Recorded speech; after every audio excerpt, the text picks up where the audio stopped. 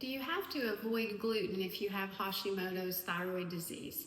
Well, the gluten structures that are in hybridized wheat, so wheat that's been produced in the last 100 years, actually has different gluten strands and the protein within the bread than it actually did in ancient grains or some of the older grain varieties. The problem with that is that gluten is very similar in the protein structure of thyroid hormone. So the body can misunderstand if you're eating gluten with Hashimoto's, whether that's thyroid hormone and it's a problem or if it's gluten, because they're so similar.